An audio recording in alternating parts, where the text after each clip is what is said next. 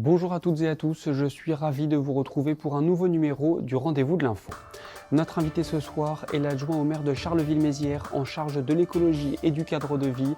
Salah Chaouchi nous parlera des hôtels à insectes que compte développer la municipalité.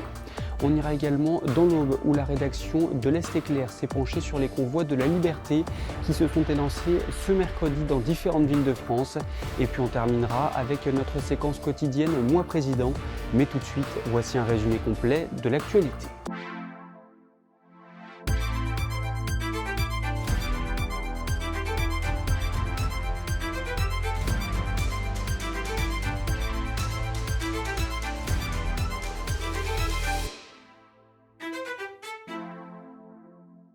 Treize policiers nationaux supplémentaires ont rejoint le commissariat de Château-Thierry en début de semaine.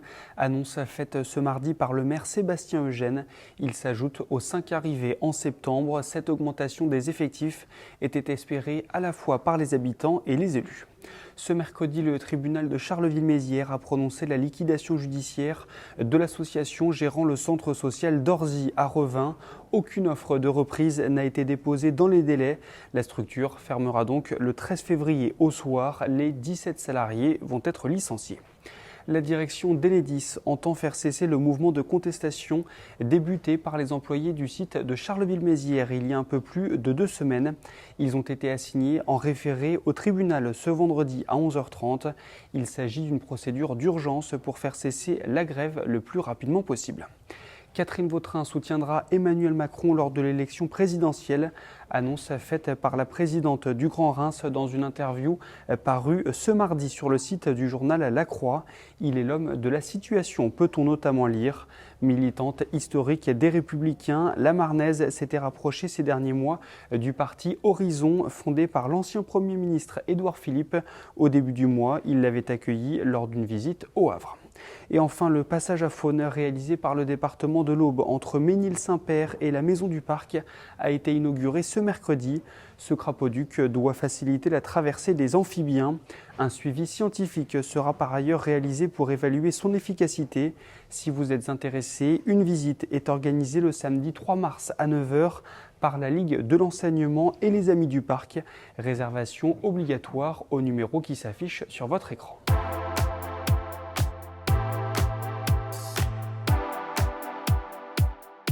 Développer les hôtels à insectes à Charleville-Mézières, c'est la volonté de Salah Chaouchi, adjoint au maire en charge de l'écologie et du cadre de vie. Nous avons pu nous entretenir avec lui. Salah Chaouchi, bonjour, merci de nous accorder ces quelques minutes. Tout d'abord, pour ceux qui ne connaissent pas, un hôtel à insectes, qu'est-ce que c'est ? Eh bien bonjour, un hôtel à insectes, c'est une fabrication en bois avec différents branchages, différents outils autour de l'écologie qui vont permettre aux différents insectes de trouver un lieu pour se développer, notamment pour les saisons hivernales. Et ces hôtels à insectes vont regrouper les insectes sur un endroit et normalement la biodiversité qui se trouve autour va être fécondée par ces insectes qui auront trouvé refuge dans cet objet, hein, puisqu'on en gros ça mesure 1,20 m sur 1 m et c'est séquencé avec du bois mort pour que les différents insectes trouvent une place durant l'hiver. Pourquoi décidez-vous de multiplier les hôtels à insectes à Charleville-Mézières ? Alors, nous avons dans l'espace public à peu près 20 hôtels à insectes qui ont été installés sur l'ensemble du territoire de notre ville.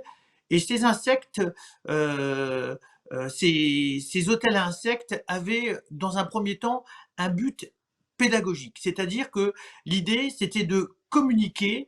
Ils n'étaient pas forcément installés dans des lieux où la biodiversité en avait besoin, mais ils étaient plutôt installés dans des endroits où on pouvait les voir pour vraiment créer un questionnement, permettre une discussion et sensibiliser les usagers aux insectes, ce qui était pas forcément une chose gagnée au départ.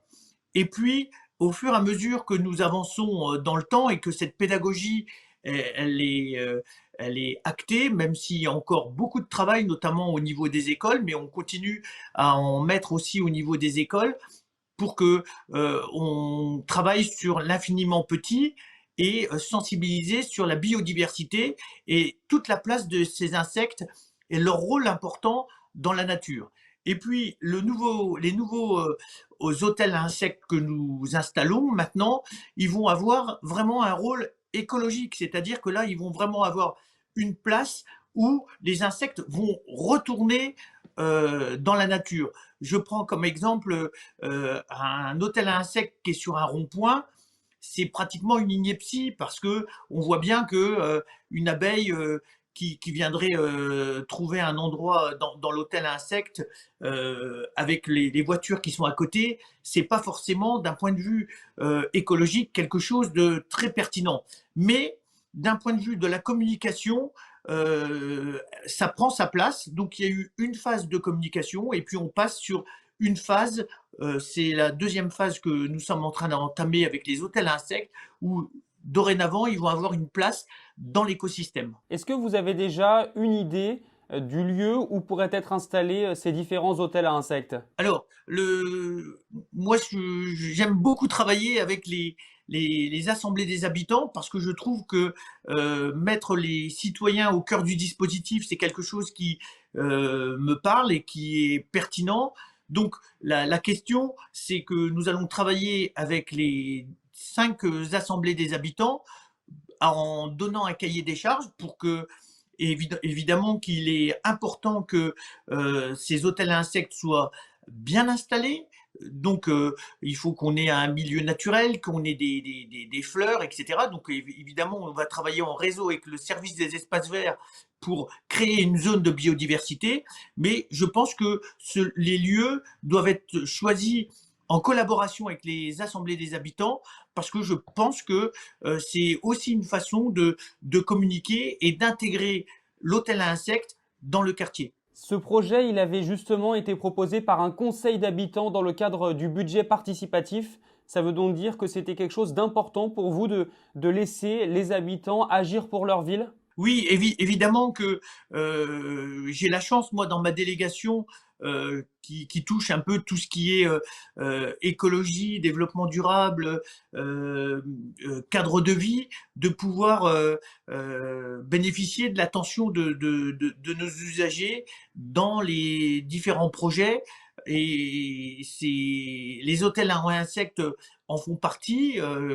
Donc, moi, je m'en félicite et justement, on continue à mettre en scène le placement de ces hôtels à insectes via les assemblées des habitants. Je trouve que la boucle est bouclée et que tout le monde peut y participer, et notamment les enfants qui ont une place importante puisque c'est les adultes en devenir, et les enfants qu'on va sensibiliser sur la nature seront à même à prendre des décisions en faveur de la nature en étant adultes. Salah Chaouchi, je voulais également évoquer un autre point avec vous. C'est ce conseil des arbres qui va être mis en place dans votre municipalité. Est-ce que vous pourriez nous en dire quelques mots? Eh bien, évidemment, je suis content que vous soulevez cette avancée que nous faisons vis-à-vis de l'arbre. Ce conseil de l'arbre est pour moi une chose extrêmement importante que nous avons votée au dernier conseil municipal. Il est constitué de 20 membres, évidemment éparses, puisque nous avons des professionnels, des membres des assemblées des habitants, des habitants experts. L'ensemble de ce conseil de l'arbre va se réunir à peu près 6 fois par an, et nous allons parler de l'arbre en ville, et c'est pas une mince affaire puisque nous héritons d'un patrimoine d'arbres qui, pour certains, ont été mal plantés, pour certains, l'espèce a été mal choisie, et il y a besoin de faire des correctifs parce que nous avons des arbres qui, en grandissant, créent des nuisances, abîment des murs, parce que lorsqu'on les a plantés, on n'a pas pensé que ces arbres-là, dans 20 ou 30 ans, pourraient créer des gènes. Et le conseil de l'arbre, il va avoir une place très importante dans le dispositif, c'est-à-dire que il aura son mot à dire sur tous les arbres que nous allons planter dans l'espace public, et puis servir d'arbitrage aussi pluridisciplinaire pour pouvoir prendre la bonne décision, à savoir est-ce qu'on le coupe, est-ce qu'on le taille, est-ce qu'on le laisse. Et c'est des questions extrêmement importantes puisque un arbre, une fois qu'on l'a coupé, on ne peut pas faire marche arrière. Donc il y a vraiment intérêt à ce que les décisions soient collégiales et réfléchies. Merci beaucoup Salah Chaouchi. C'est une idée venue du Canada. Les opposants aux restrictions sanitaires veulent organiser sur les routes de France un convoi de la liberté. Les premiers véhicules se sont élancés ce mercredi. La rédaction de l'Est Éclair a voulu en savoir plus sur ce phénomène.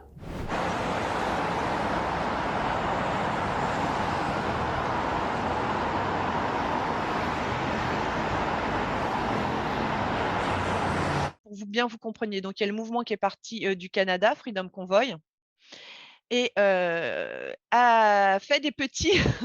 Et donc, dans tous les pays d'Europe, en même temps, il y a eu une volonté de faire la même chose.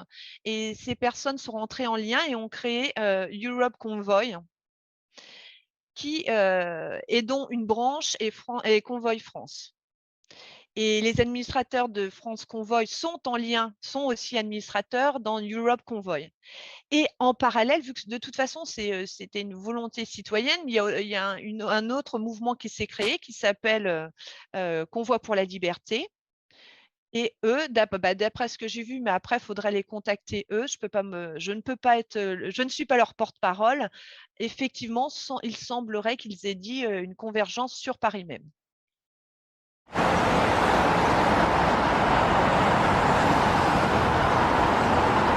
L'objet, c'est d'aller à la capitale européenne, parce qu'on estime ne pas être entendu par nos gouvernements. Donc, on essaye d'aller un peu plus haut, de tous converger. Et par le nombre, ça crée quand même, le nombre crée un rapport de force, mais tout en étant pacifique. On y tient vraiment à Europe Convoy. D'ailleurs, quand on va arriver à la frontière belge, on va être attendu et on sera escorté par la police sur des grands parkings. Nous, on a prévu, par exemple, sur nos trajets, des street medics pour si des fois des malaises dans les convois. On ne prend pas les autoroutes pour ne pas déranger.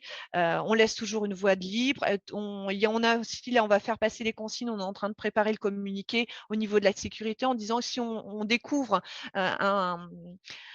un fait qui contrevient aux règles de sécurité, bien tout de suite où on filme et on dénonce. On est vraiment, l'idée, c'est vraiment comme au Canada, d'être pacifique et que ça soit un convoi joyeux. Et on a même décidé, on a proposé, donc on va traverser les villages parce qu'on veut aller à la rencontre des gens. On a proposé également à ce qu'ils nous donnent des lettres s'ils ont envie qu'on remette à nos parlementaires européens. Donc ils seront sûrs que les lettres arriveront à bonne destination. L'objectif, c'est de faire entendre et derrière avoir un vrai débat démocratique qu'on n'a pas eu depuis 2 ans en fait.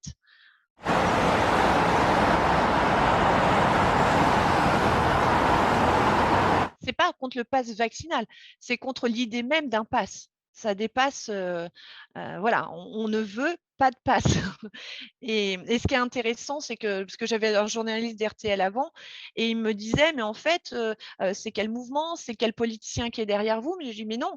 Il dit: «Mais c'est des gilets jaunes, c'est qui?» Et ce qu'il avait du mal à comprendre, c'est que c'est un mouvement purement citoyen. Personne n'est arrivé quand on nous a contactés en disant: «Moi, je suis gilet jaune, voilà mes revendications». C'est chacun est venu en tant que citoyen en disant: «Il y en a assez, là on va dans le mur, faut qu'on fasse quelque chose». Donc on a aussi énormément de collectifs qui sont derrière nous, mais encore une fois, chaque membre vient à titre individuel et d'ailleurs il y en a qui ne viennent pas. Voilà, c'est vraiment une histoire de citoyens qui ont des revendications et communes. Vous voyez, on a donc la fin permanente du pass et de toute idée de pass, la liberté de déplacement, le droit de décider pour notre santé, l'accès aux soins pour tous. On veut recréer du dialogue. Notre objectif, c'est pas encore une fois la violence ou c'est vraiment parce que dans notre convoi, on va avoir beaucoup de familles. Beaucoup viennent avec leurs enfants. Donc il y a aucune personne n'a envie de mettre en danger ses enfants. C'est juste, on a envie de dire voilà, on est là, s'il vous plaît, écoutez-nous. En